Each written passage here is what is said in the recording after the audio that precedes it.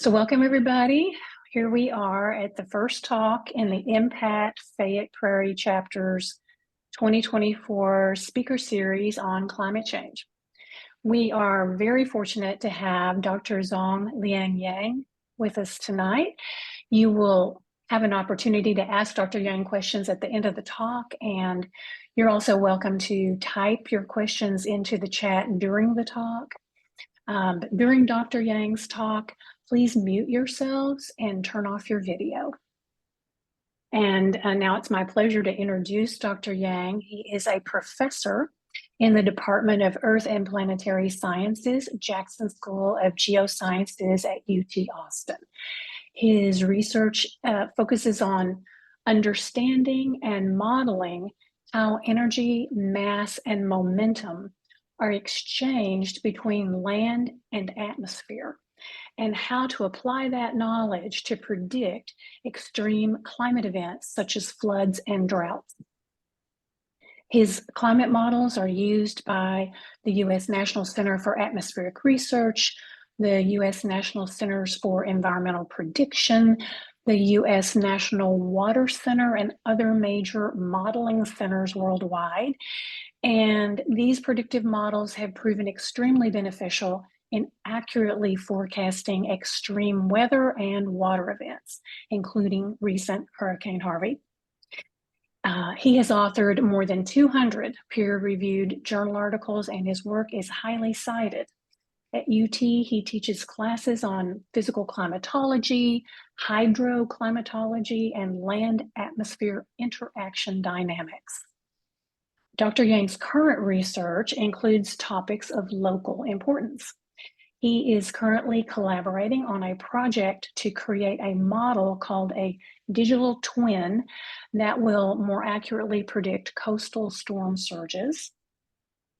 He is helping the city of Austin develop its 100-year water plan by creating models that can focus on very local conditions, specifically what is the future of Austin's main source of water, the Highland Lakes, that chain of lakes in central Texas created by the dams built along the Colorado River in the 30s, 40s, and 50s.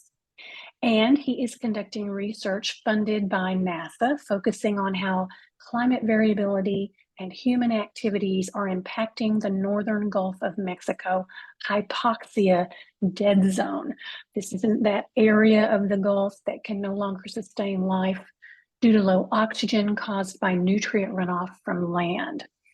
Dr. Yang's research is quite relevant to all of us, and his presentation tonight on modeling future climate conditions will provide a foundation for the future talks in this series. And so with that, I will turn it over to Dr. Yang. Thank you, Connie, for the generous introduction. Also, I should acknowledge that Professor Gary Keswick was the head of the department who hired me. I hope you have made the right decision. Because this is 23 years ago. Can't believe time flies. I've been at UT since then. So now let me share my screen. Do you all see my screen here? Yes? Yes, we do see it. Looks good. Yeah. Okay, let me hide the floating meeting controls. This keeps coming back. So today I'm going to talk about this title, Navigating Climate Controls, Understanding Future Climate Trends in South Central Texas.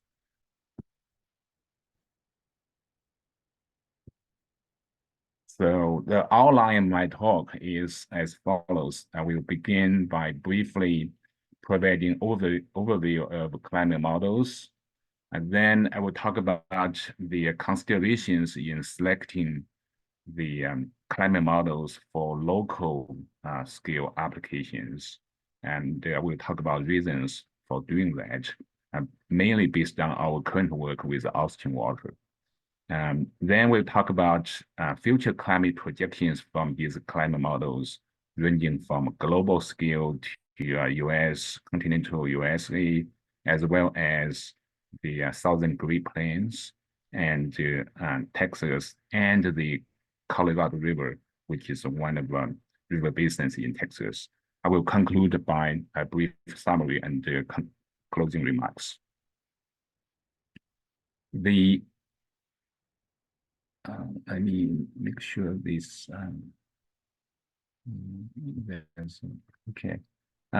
My title is being covered by this. We do see it, You Dr. do Yang. see- We do see it. It looks good. Can I see the title on your side? Okay.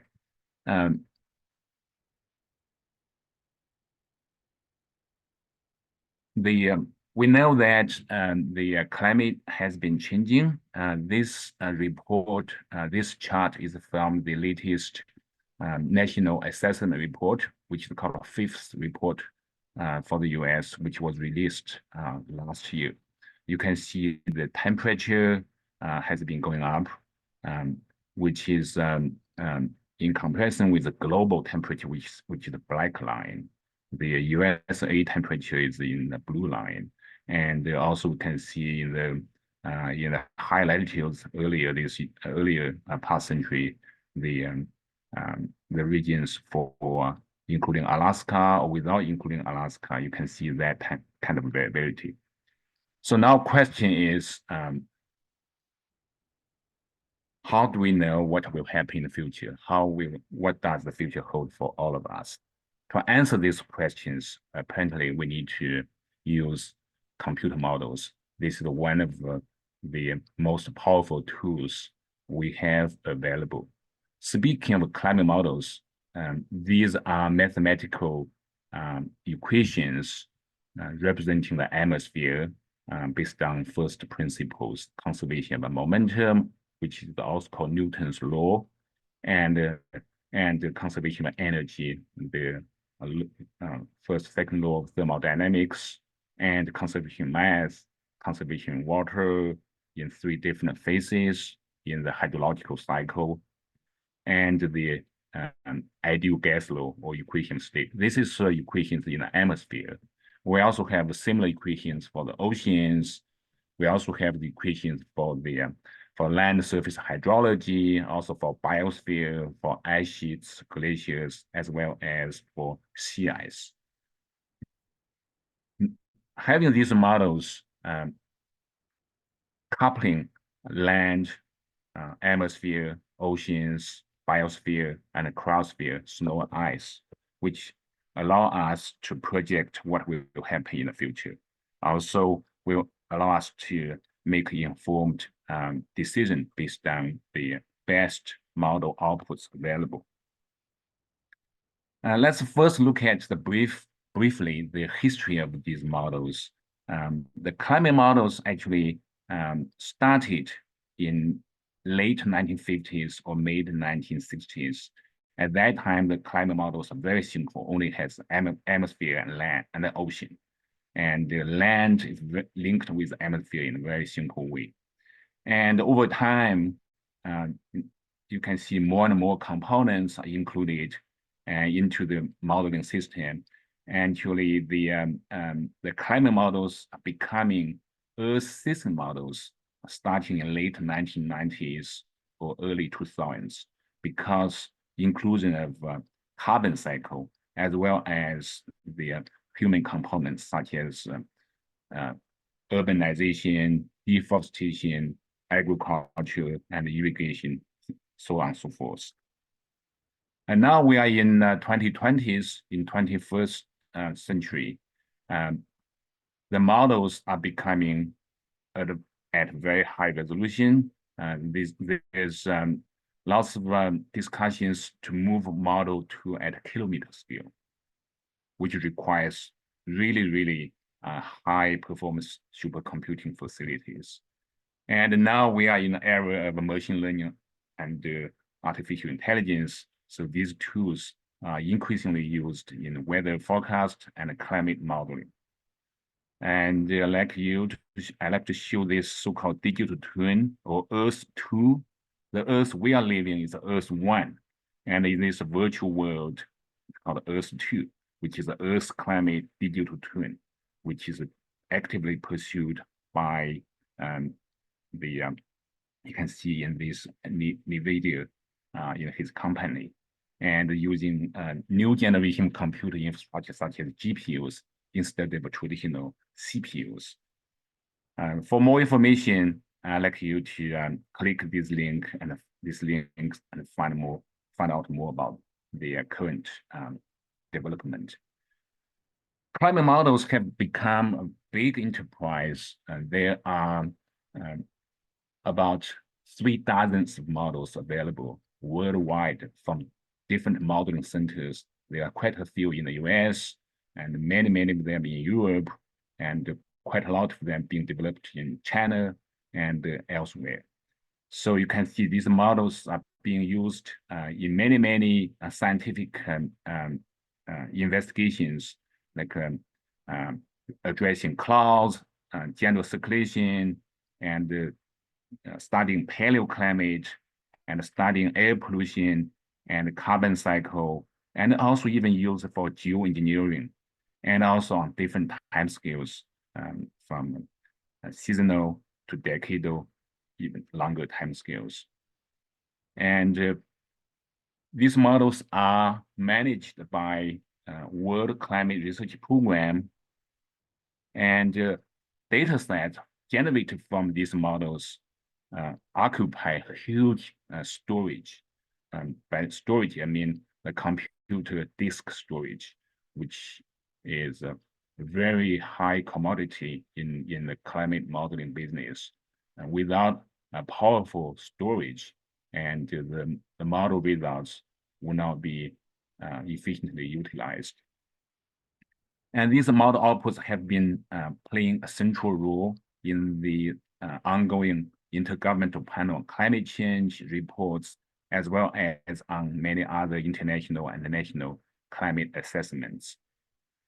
Here is just a quick overview of the how climate models have played a role in advancing those international programs from first assessment report, second, third, and fourth, fifth. Right now, we are in the we have already seen the sixth assessment report from the IPCC. The seventh report is being formulated right now, which may take several years before they become available. And so far, these models, you can see over time, ranging from a very close resolution and 500 kilometer on one side and 500 kilometer on the other side, kind of a square box to represent the whole globe. And over time, because computers become more powerful, so model resolutions become finer and finer. But right now, we are still kind of stick on about 100 kilometer on one side and 100 kilometer on the other side. Here is just a quick comparison of CMIP-5 on the left versus CMIP-6, the latest. My group has been using these outputs. So you can see the model resolution still about 100. Here's 100 kilometer, 100 kilometer. Despite effort of a limited number of groups with more powerful computers, they could go to like 25 kilometers. Near the end, I will show one slide from that kind of effort using 25 kilometers for the whole world, the resolution. So here, I'm trying to show that these models, how useful they are. One of the ways to use these models is to separate contributions from individual factors, such as well-mixed greenhouse gases, such as CO2, CH4, N2O, and CFC, from these relatively well-mixed greenhouse gases and volcanic eruptions and pollutants, aerosols, the small particles in the atmosphere, coming from smoke, from biomass burning, from dust storms, and as well as the solar output change. And so you can separate contributions from each of these factors and comparing their individual contributions as well as total anthropogenic versus total natural. So this is a very powerful application of the usage of these models. Another way to use these models is to quantify the feedbacks. In the climate system, we have so many things going on, such as a negative feedback or positive feedback. Positive feedback means if you have an initial change and after many interactions and processes, the initial change will become amplified. And this is called positive feedback, such as snow albedo feedback in the polar areas. Warming climate means melting of snow. Melting snow means you have shrinking snow cover or ice cover, which reduce the reflectance of the solar radiation back to space. And so therefore, that would mean you absorb more energy from the sun. And more energy means even more warming, so which will amplify the initial warming. So this is a positive feedback. So we also have other feedback like water vapor lapse rate feedback, albedo feedback, cloud feedback, and carbon cycle feedback. So with models, we are able to quantify the magnitude of these feedbacks. And also you can see uncertainties related to each of these feedbacks with these arrow bars indicating uncertainties. So now with that kind of introduction, now we know the models are useful. Models are capable of helping us projecting what kind of future we're going to have. In order to do that, we also need to tell what kind of future emission conditions, like you have high business as usual emission, you have low environmental friendly emission. So different emission conditions, as well as different land use, land cover changes, would cause different response of a climate system, such as we have different warming or different hydrological cycle. Before I talk about the model specific projections, I'd like to draw your attention to the sources of uncertainties in climate modeling in the projections. So as you can see here, this is the global top one temperature, and the bottom panel for precipitation change, top one temperature change.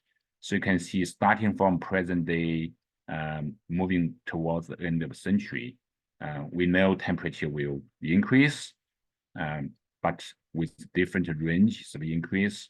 And these ranges change as a function of time scale from mid-century, which is different from the later century, as well as geographical scale, global versus the northern hemisphere land or northern hemisphere ocean, or in the region we are relevant to us, the southern Great Plains.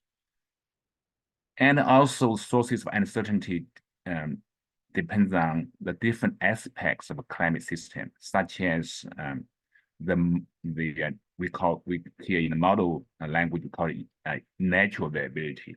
So how the models, just like a nature world, they also have an internal variability, which is a part of the model chaos, randomness in the model world.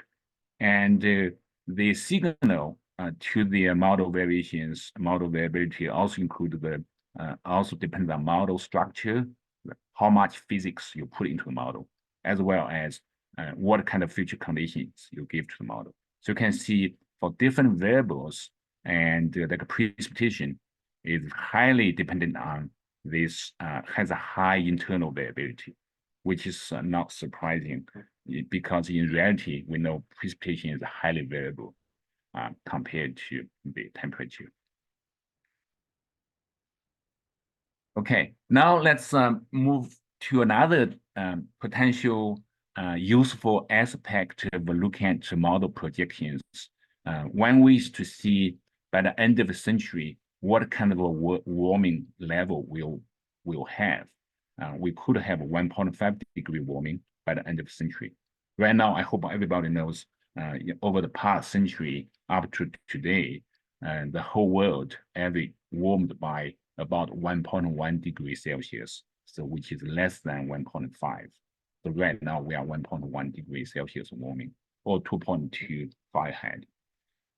But by the end of the century, if we have 1.5 degrees Celsius warming, this is a temperature patterns for North America, December, January, February, and June, July, August for Northern Hemisphere winter, as opposed to Northern Hemisphere summer.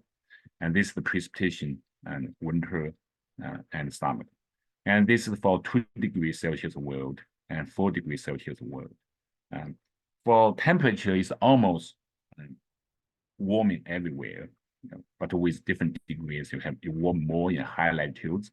But for precipitation, you do have decrease, such as the Western US, you see decrease in rainfall patterns, kind of like a dry region gets drier, or wet regions, like polar high latitude areas gets wetter. So rainfall patterns are non-uniform. So now, before I move on to the more regional scale projections of future climate, let me just revisit trying to bring your attention to this slide from the National Assessment Report, 5th report, which shows how the global climate models are downscaled from their coarse resolution to a resolution which is relevant to impacts assessment. So to do that, lots of techniques are involved. Either you can use dynamic downscaling using physically based models at higher resolution, but which will be more computationally demanding, or using the statistical model called statistical downscaling, or hybrid combination of dynamic and statistical downscaling. So these are the efforts utilized in the National Assessment Report for producing the projections, the local information we are going to talk about next. So here is what kind of a world we'll have in the US if we have a 2-degree global warming level by the end of the century.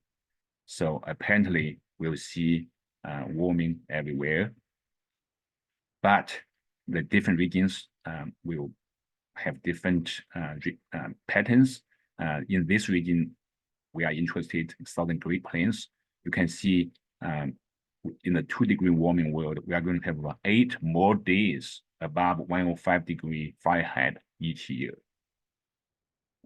Considering last year we had such excessive heat waves, if this kind of thing will become more often, we have to adapt. We have to act accordingly. And here, trying to show the more variables with different kind of future warming, like 1.5, 2, and 3, and 4. So when you increase the warming levels, number of days, the very hot days will become more common. And also extreme precipitation will also become more common compared to present day. And here's trying to see the overall annual temperature, winter temperature in the middle, and the summer temperature at the bottom for the left. And this annual precipitation, winter precipitation, and summer precipitation on the right-hand side. You can see for temperature overall, it's increasing, but precipitation, you have an increase in precipitation in the eastern US, but a decrease in precipitation in the western US, which would be a big problem for people in California. So maybe we're going to see more people moving from California because of potential water shortage to Texas, which may be good or bad. So we can talk about that. That could be a good topic for future conversations. And now let's look at the detailed temperature for different warming levels: 1.5, 2, and 3, and 4, end of century. So these are global warming levels. What does that translate into realizations in the US? So which means the US would be actually warm even more compared to the global average. And for precipitation, again, corresponding to the 4 different levels, you can see the precipitation patterns overall in the Great Plains. We see different patterns corresponding to different warming levels, indicating precipitation is one of the variables which is very difficult to model and to predict. Now let's look at some other metrics like extreme hot days and the warm nights as well as cold days. So we see increase in hot days, this changing number of days with temperature greater than 95 degrees Fahrenheit. You can see across board change in Texas. Texas is one of the hot spots. And warm nights also increase. We're going to have a decrease in cold days, like a freezing temperature below freezing point. For warm nights, which may be problematic for your sleep and also for other potential health related or medical related implications. Here's the precipitation. Precipitation at 2 degrees Celsius global warming. This is the heavy precipitation. This is the precipitation on heaviest 1% of days. This is the 5-year maximum daily precipitation. This is the annual maximum daily precipitation. You can see we have different metrics to evaluate how extreme the precipitation is. So overall, we're going to see more extreme storms, more extreme precipitations increase, regardless of the metrics we are using here. And now let's look at this by mid-century, like from 2036 to 2065. This is mid-century compared to the modern day climate normal, which is from 1991 to 2020. This is the latest 30-year average. So you can see that we are going to actually see a decrease in annual precipitation, but we're going to see an increase in the wettest precipitation, kind of in the heavy precipitation, we're going to see increase. But for the driest 20% projections, we are going to see actually a decrease. Now let's move on to look at the evapotranspiration. That's demand in the atmosphere. How atmosphere is thirsty, demanding more from the ground. Let's look at Texas. You can see overall there's decrease in evapotranspiration. But for wettest 20% projections, you're going to see actually an increase. For driest 20% projections, you're going to see decrease. But overall, it's decrease. Let's continue to move on to look at the soil moisture, because soil moisture is very important for farmers, for plants. So we see across board decrease in soil moisture in almost everywhere in the US. But here we are focusing on Texas.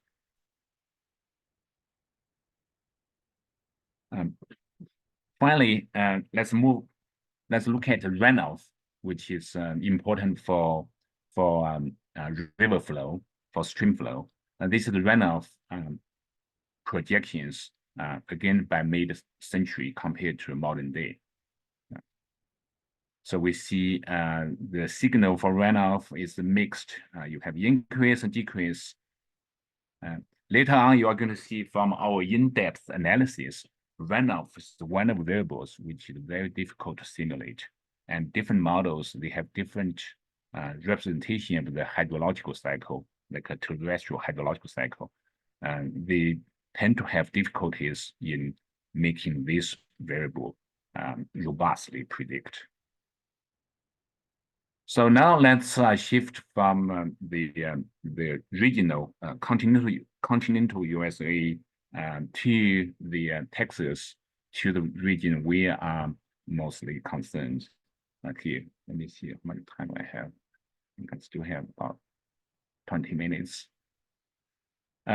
This is for Texas West Texas versus East Texas. Everything you see here is not from model, it's from observations, from real data, real measurements. Overall, we can see a small increase in the heavy rainfall, which is rainfall 2 inches or more on daily time scale. So for this kind of rainfall, you can see a small increase even in the western part, but more increase in the eastern Texas. And let's look at temperature.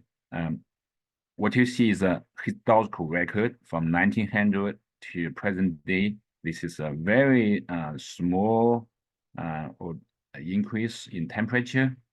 But when we move into the future, depending on the future emission scenarios, in the high emission scenarios, we're going to see a much bigger warming. In this intermediate scenario, which is called RCP 4.5, which is intermediate compared to this RCP 8.5, which is business as usual, we're going to see still considerable amount of warming. And overall, this warming will be unprecedented in Texas history. Here, we're not talking about geological timescale. We're talking about since human settlement in the past 100 years or so. So now let's look at the more detailed projections. This is for the for late fall spring. What does that mean? It means the what time is the last freeze in the spring, and this could have implications for plants and bud burst. We are showing the comparison between intermediate scenario versus a very high scenario.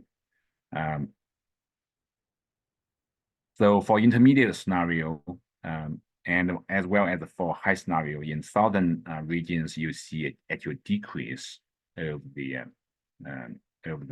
late fall spring events, but in northern parts, including the Panhandle area and Oklahoma, Kansas, you will see actually the increase. So actually, I'm writing a proposal right now, trying to submit it to DOE, trying to address how such a pattern change, trying to model that more realistically, and also trying to model the implications of that to ecosystems. So now let's look at the annual precipitation change. Again, intermediate scenario, very high scenario, and mid-century, late century, and late century.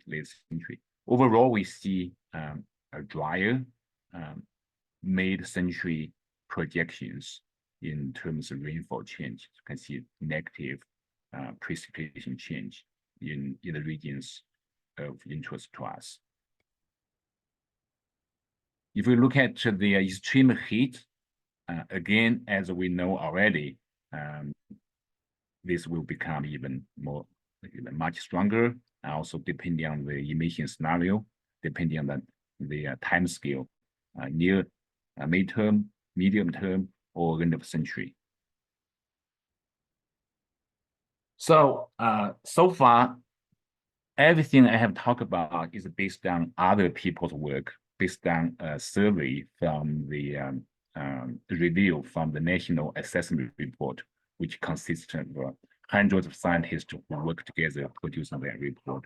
I apologize for this noise from my dog. I think he becomes excited to see someone approaching our house. So, so in my own group's work, we have been asking this question. So we have so many models available in the world. We know several dozens of climate models worldwide. So when we make projections, do we need to consider all of these models, regardless of their behavior, their performance? And what models should we use for impact assessment? And I'm trying to advocate this, which is proposed by recently by other scientists trying to actually promote this idea, trying to move from model democracy, including everything, all the models, everyone, to model meritocracy, to include the best performing models, which are able to reproduce historical patterns, so we have more confidence in using them for future projections. I have been working with our beloved state climatologist, Zong-Liang.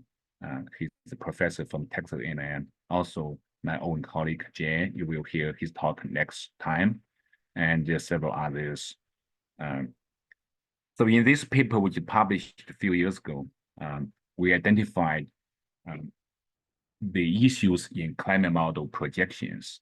Also, we envision a closer link between the modeling community, scientific community, and the stakeholders to promote two-way exchanges. So therefore, modelers need to make sure their model results are useful and usable.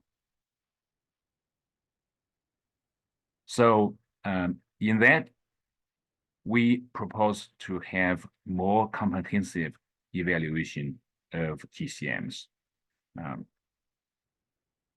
I'm fortunate to lead a project with a team of scientists and engineers you see here from the UT and also from City of Austin, and with students also from the private company consulting firm. We worked together in the past couple of years and to closely working with Austin Water to revisit their Water Forward 2024, which is a 100-year integrated water resources plan for producing sustainable water future for Austin. And Austin is here, and this is the Colorado River Basin, which we drinking water and the other usage depends on surface water supply. So we need to consider future climate change in water planning. How to get the reliable climate information at such river basin scale. This is going to be a focus for next 10 or 20 slides. What we do is we pick 35 models worldwide in latest CMIC 6. We focus on 3 variables, which are important for Texas, Colorado River Basin hydrology, such as precipitation, temperature, number of dry days. Here we define number of dry days with daily precipitation lower than 0.01 inch. So we, first of all, we identify the spatial patterns and temporal patterns of these variables, such as precipitation and temperature and the number of dry days. So, for those of you who are familiar with hill country climate, for precipitation, we have double peak, one in May, another one in September. This is a seasonality of precipitation. And for temperature, we have one single peak in hot, very hot in summer. For number of dry days, so ranging from 60 to 70 or actually more than 70, you can see we also have 2 peaks, one in April, another one in late November and December. And these are spatial patterns. This is a seasonality. When we choose the models, we like the different GCMs, when they simulate their individual variables, their variables should be able to reproduce the observed characteristics. So therefore, we use this Taylor diagram, which is commonly used in assessing, evaluating climate models. This diagram invented by Taylor, which includes 3 things: correlation coefficient, which is here, ranging from 1 to 100 between observations and models, and standard deviation and root mean square error. So this vertical one standard deviation, and here the root mean square error. So as a reference, here's observation. So closer to the observation, the best, and the closer, the better. So in this diagram, you can plot all the 35 individual models to see how they scatter in this diagram. The ones that are closer to the observation are the ones which are better. We can do that for temporal scale, like seasonality as well. So you can see for seasonality, they are further away from observation, which means seasonality is difficult to model for all the models. In order to compare all of the models together, we use this so-called scale score, which is formulated like this in consideration the correlation coefficient and also root mean square error. And in order to account for temperature, precipitation, spatial pattern, and seasonality, we have this overall score defined and with different weighting given specified here. Because spatial pattern relatively easier, are better simulated, we give them more weight. For temporal, they are poorly simulated, we give them lower weight. So this score can be used to evaluate all the 35 models. So you give them all overall ranking from number 1 to number 35. So here we only pick top 35, top 10 ranked models. So then when we are using these models for projections for at local river basin scale for decision making, we have to have additional considerations. First of all, we select best performing models according to their scale score. And then we also need to consider independence in terms of different modeling centers, because some centers, they contribute several different versions of their models.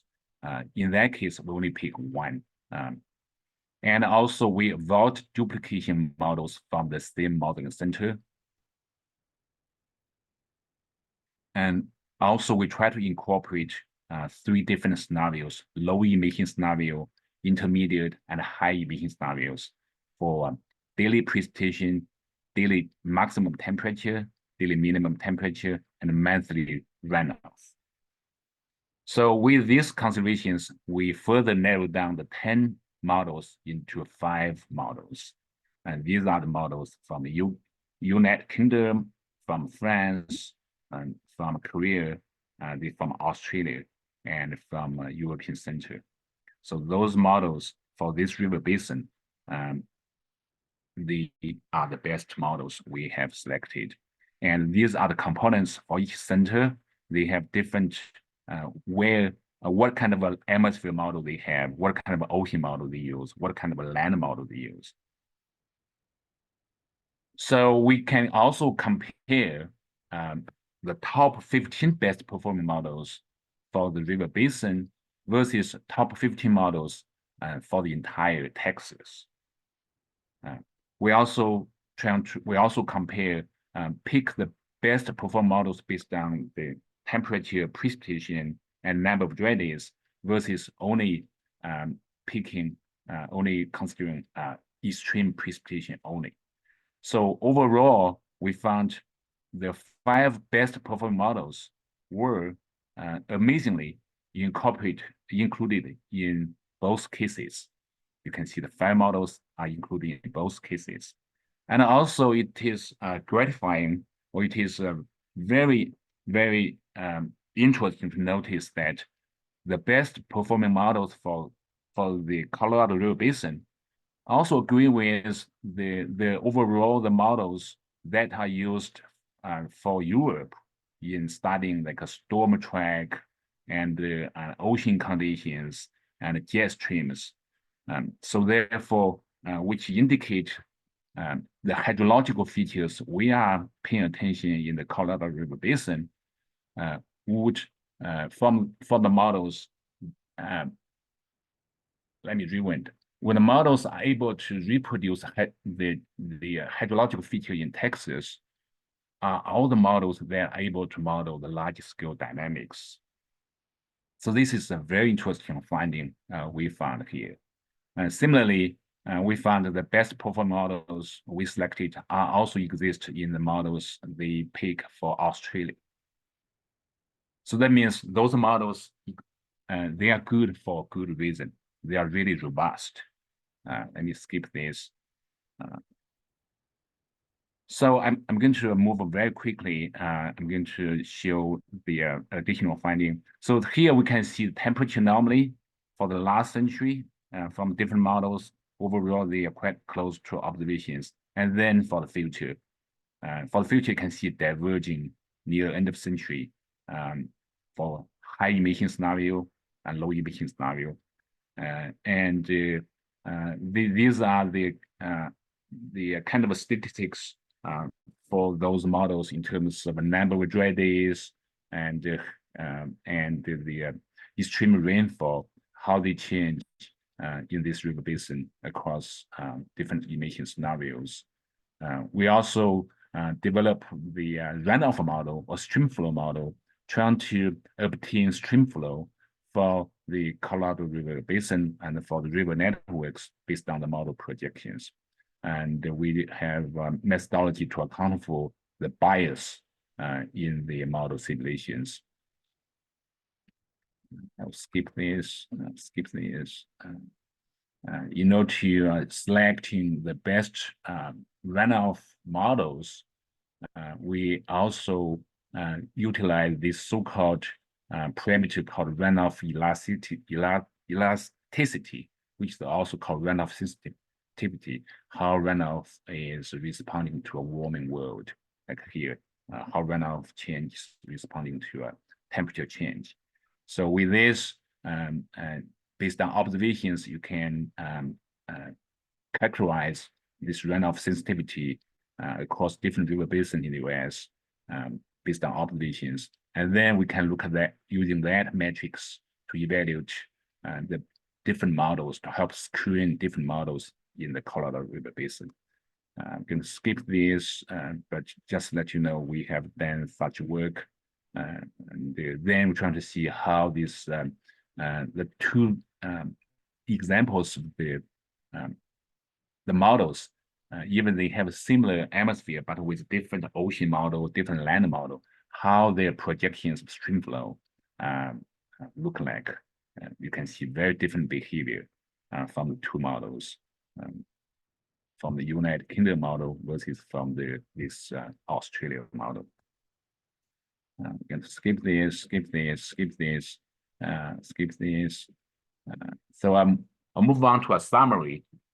So using this river basin as an example, by working closely with Austin Water, we have found that a methodology we have demonstrated, developed methodology and demonstrated its performance in terms of selecting best performing models, and then producing a framework using this to study extreme events as well as hydrological, such as stream flow,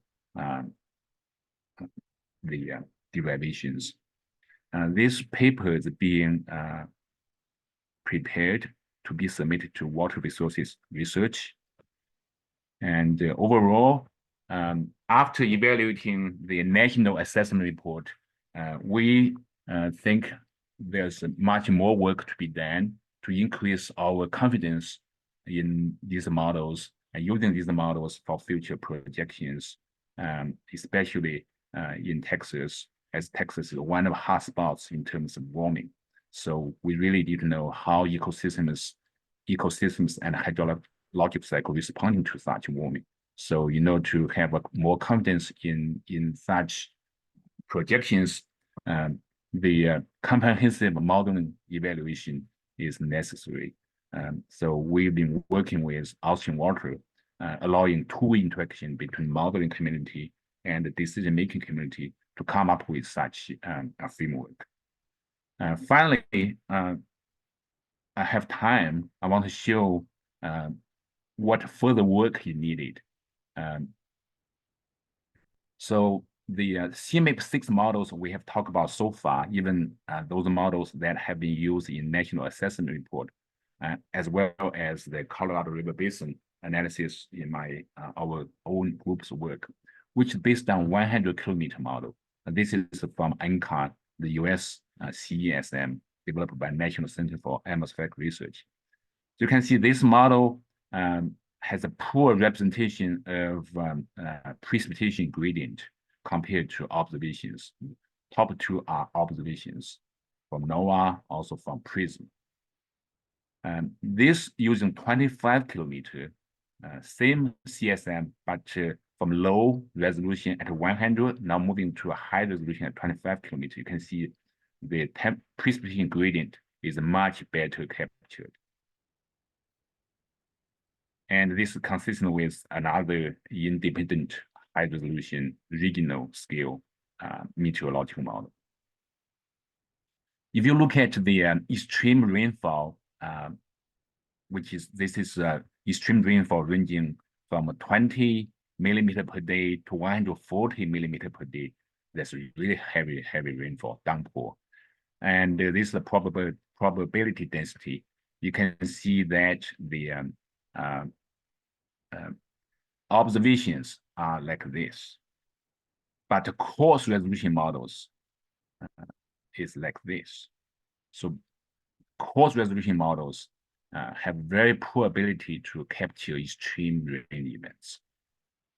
So this is the this showing the more work need to be in the computational world, in climate model world. We need to use fine resolution such as 25 or even 4 or even 1 kilometer resolution to really help us capturing the extreme rainfall events.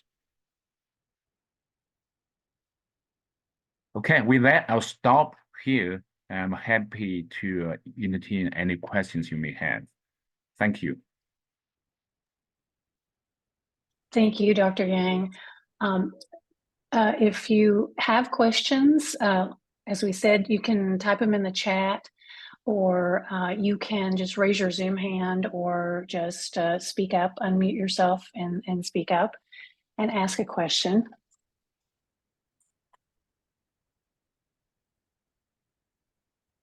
I hope I'm not going too fast, especially near the end. I will try to make sure I finish within 50 minutes.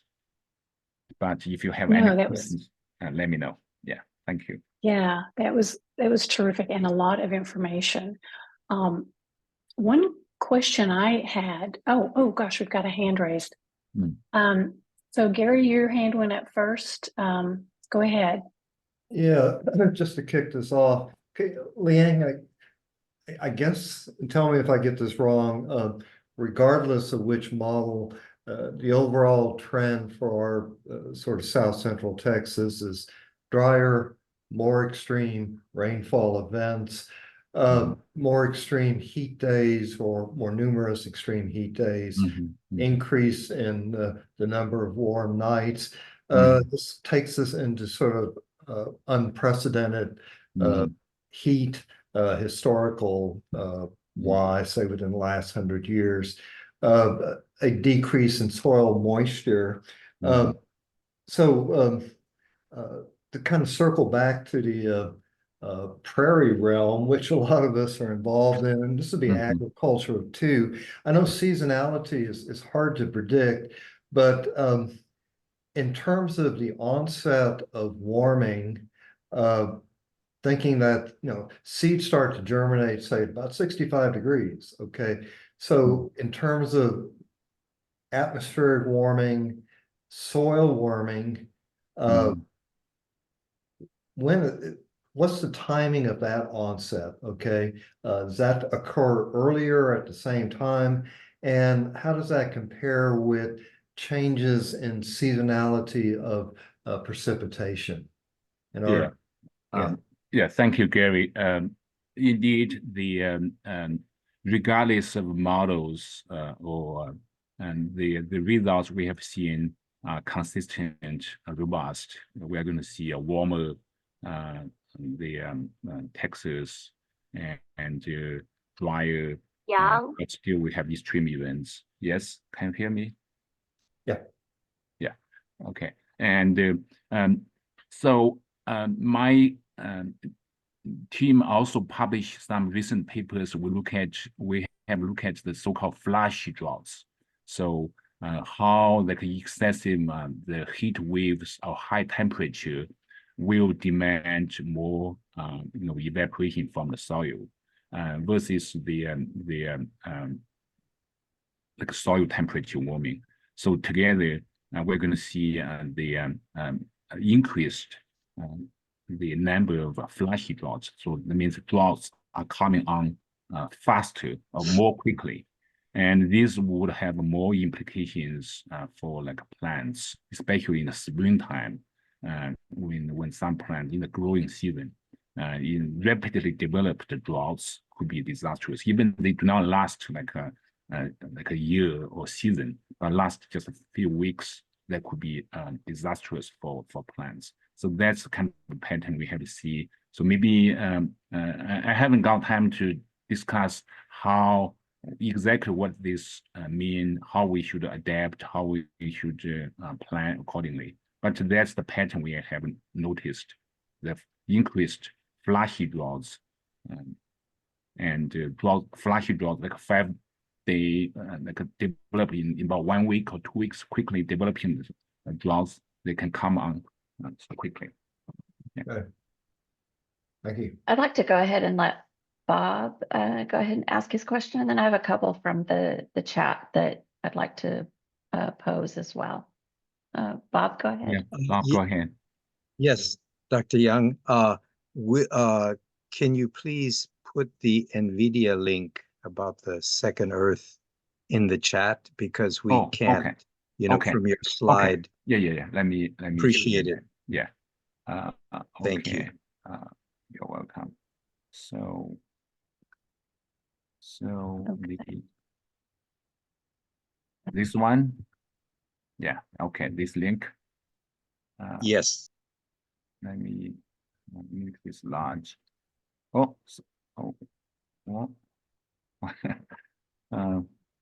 me go back. Okay. So maybe I'll. Where did the day go?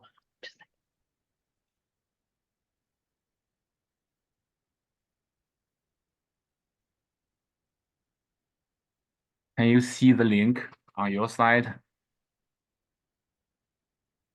Oh no. When I click the link, can you see this can you see the website? Yes. Thank you. Yeah. Thank you very much. Yeah. So you have my email. I can send that link to you. It's really impressive. Given this is NVIDIA, they are developing AI. They are advancing AI and AI climate modeling. They are also trying to help AI climate modeling, weather forecasting, and even Google.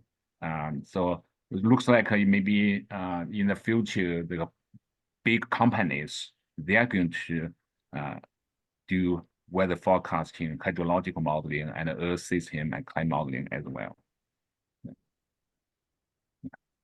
Thank you. Okay. That's really helpful. And this will be recorded. So I've seen a couple questions about if we can see this material again, and it is a lot of material. So I think reviewing it is going to be extraordinarily helpful.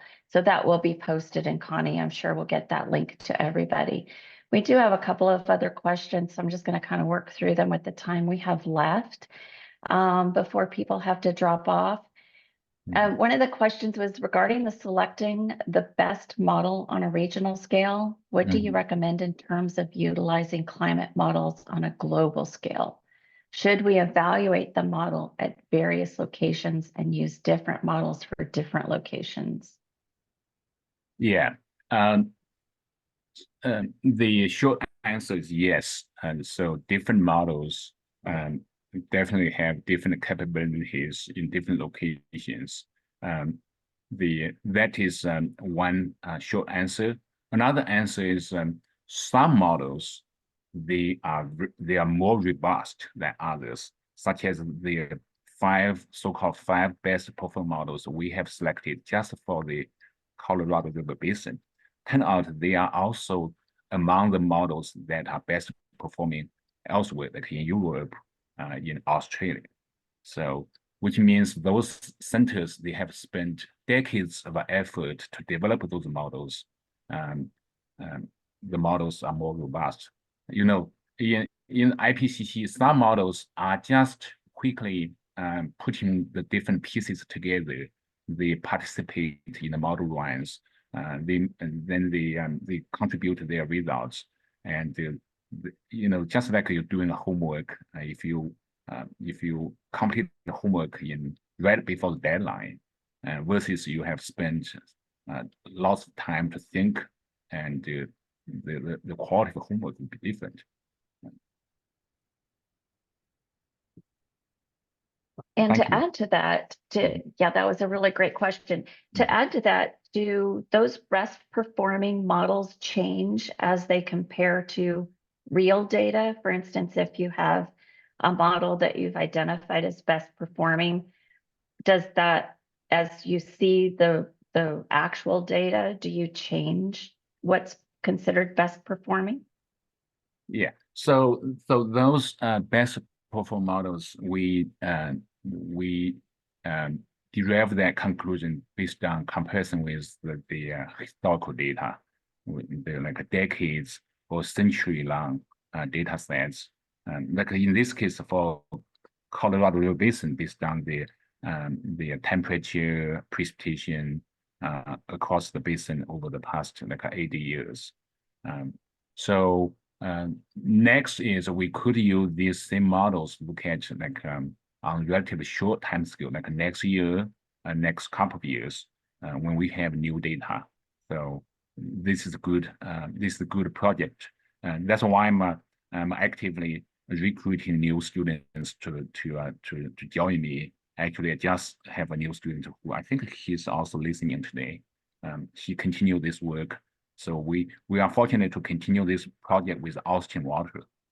So this project is ongoing. So as time goes on, we collect more data. We're going to perform more evaluation and to refine our methodology. So that kind of ties into another question that Catherine Nelson posed was, how do these future projections compare to the history of the tree ring data? Are you seeing that they are relating as you would expect, or is that data changing based on those tree ring historicals? Yeah, for tree ring, first of all, the tree ring data can go even back to the past, like 1 millennium or 2 millennium. And so far, not all of these models were able to run that far.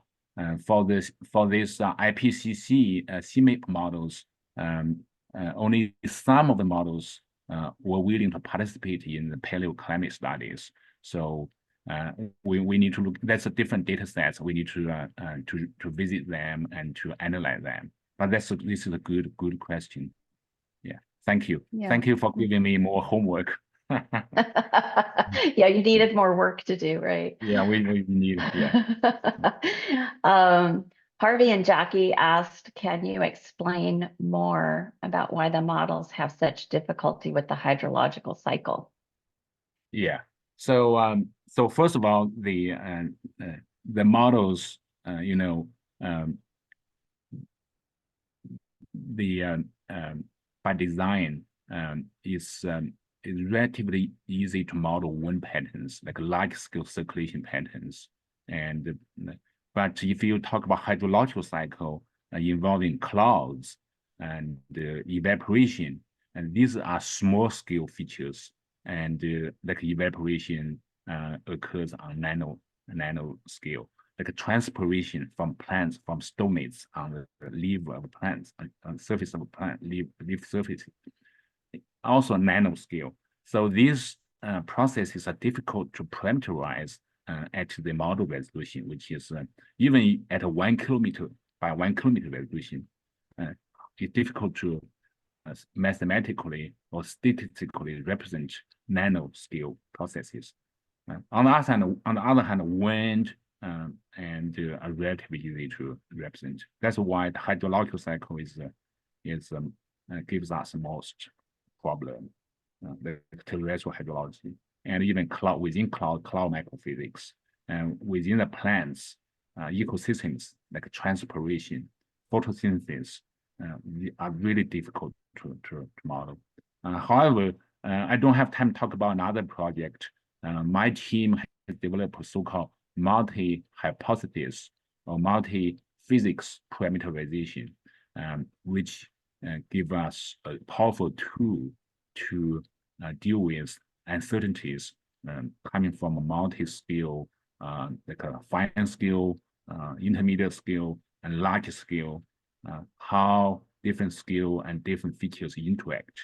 So maybe another time in the future, if some of you are interested, I can talk about another modeling, give up another modeling talk. That's a lot.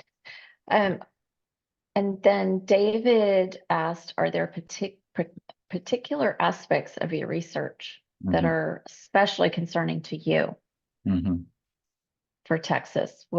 And then actually that kind of ties in to another question of how this affects our water system specifically in Texas and our aquifers. So those two kind of go together. Yeah.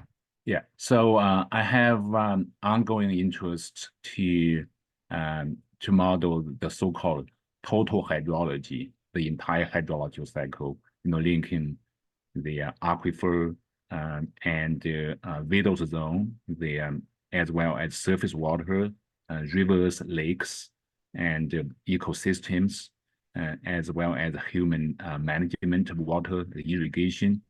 I have reached out to TWDB, Texas Water Development Board, because they are interested in future climate change and water availability across state of Texas, as well as in different river basins. So I'm reaching out. I have been working with them. So we maybe hopefully in next month or next season, we'll have some projects formed. Yeah, but that's been a big concern, especially in the hill country. So that you had mentioned in your talk about how as the West Coast continues to get hotter, that people will turn to Texas as maybe their place to come. How does the increase in population tie into your concerns for both water and climate change? Yeah, we know Elon Musk is already building things in Texas, near the Austin airport. The construction is still going on, and even in Austin, the Oracle, they have a headquarters here. People moving from Texas and California to work here, not only increasing our price, also I don't know the population wise, this may also that's good to have a workforce, and but when overall we consider population increase, say by 2050, all Texas population will be doubled. Of course, not all of them will come from California, but given more population and more demand, and we have limited water, so how to reconcile that? That's a good scientific question and also operational question. That's why I'm really excited to keep working, to working with different colleagues different scientists, and we working with y'all. Yes, that's job security. Right, yeah. Oh, I'm looking to see if we have any additional questions. A lot of people are just, I think that you've made an extraordinarily difficult topic and a very complex topic reachable for those of us who Oh, thank you. maybe didn't understand the full equation that you posted, but it makes sense in the graphs that you shared. Yeah, for that, my Dr. Gary Kasrick, he hired me. He is really good at giving me homework. When he first approached me, I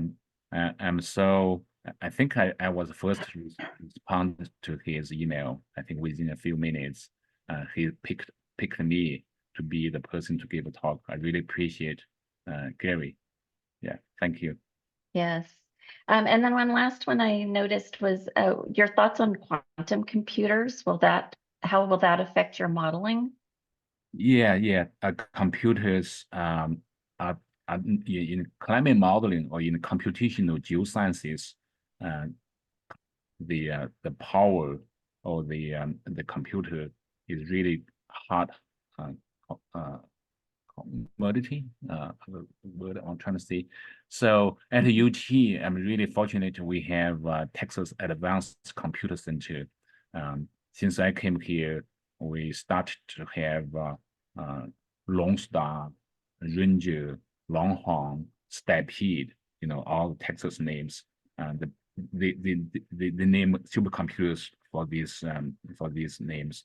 So they are really powerful, world-class supercomputers, and the models, many models they are run at our Texas supercomputers, our UT supercomputers.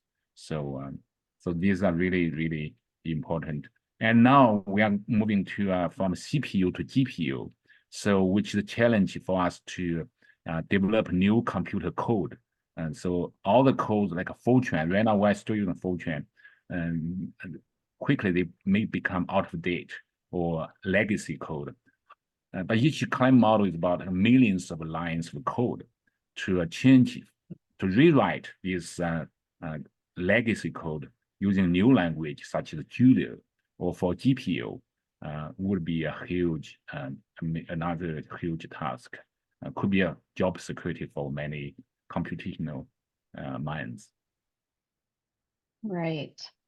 And I would imagine that with the additional inputs that you're using in your model, for instance, when you showed, I think it was slide 36, where you showed the increased concerns that you're inputting, that you're really just trying to, the additional computer power is just keeping up with that.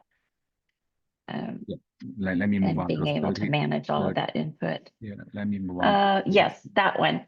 This You one? haven't, so I think one of the questions sort of posed that you have these increased concerns, and so you need that increased computer power in order to keep up with all of that extra data.